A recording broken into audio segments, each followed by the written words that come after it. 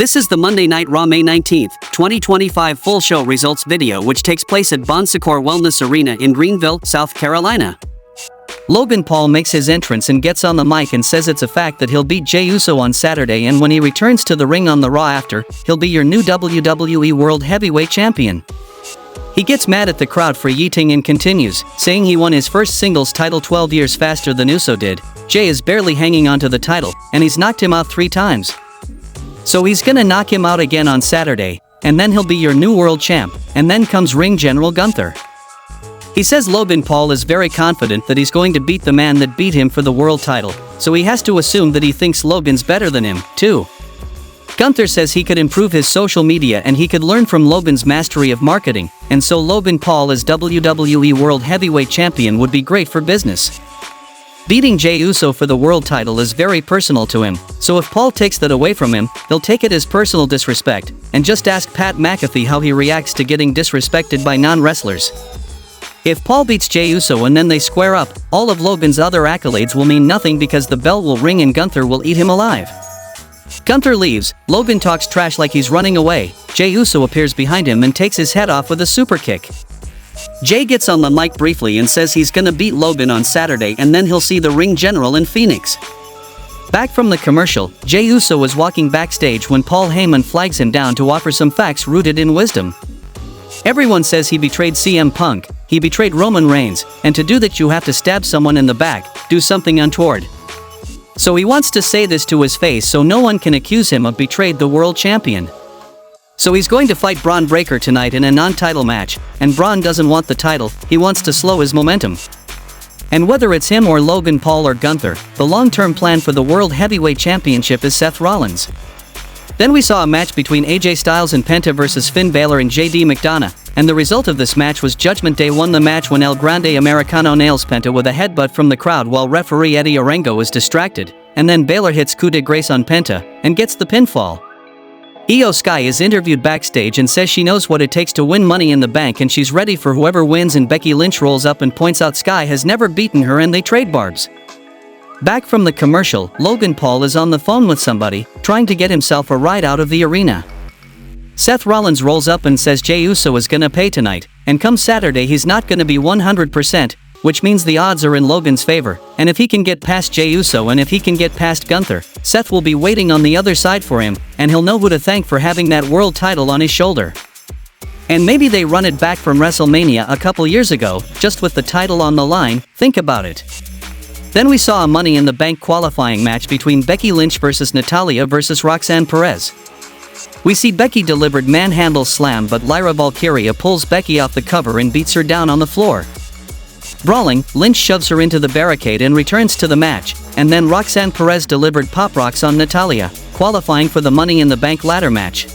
In the locker room, Sami Zayn greets Jey Uso and says he sees everything that's going on, and he just wants Jey to know that he's taking care of Seth Rollins, Braun Breaker, and Paul Heyman on Saturday, and if they try to play the numbers game tonight, he's got his back. They shake hands and Uso thanks Sami. Kairi Sane is warming up backstage, as are Zoe Stark and Rhea Ripley, each in their own spaces of course. Adam Pearce chats with Akira Tozawa and Maxine Dupree backstage, and Pearce says Tozawa is cleared, so he has his match against Rusev next week. Chad Gable rolls up to mock and scoff and asks when the Money in the Bank qualifying matches for him and Ivy Nile are happening. The next match happened between Grayson Waller versus Sheamus, and the result of this match was Sheamus defeated Grayson Waller by pinfall with the Brogue Kick. We get secret footage from earlier today revealing Tyrese Halliburton will be a playable character in a DLC pack for WWE 2K25, and they interview him about that and about basketball. Gunther is interviewed backstage, but before he can say anything, Seth Rollins rolls up and interrupts.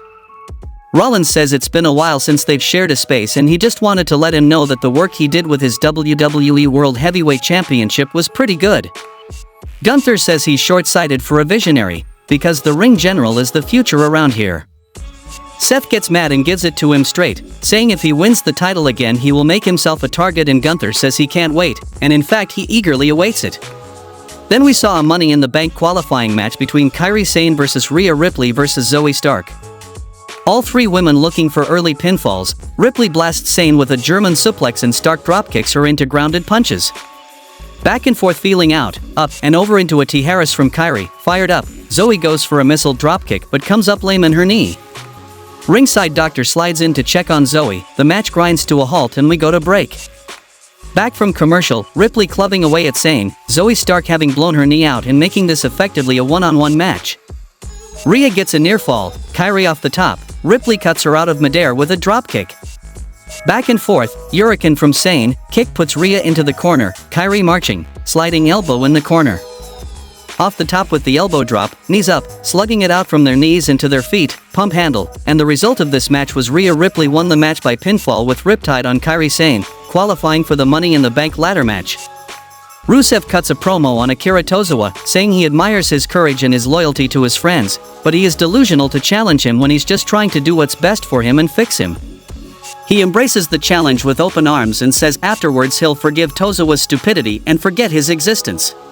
Back from the commercial, we go to the Judgment Day clubhouse and Finn Balor rolls up in glad hands but Raquel Rodriguez objects to Roxanne Perez being here.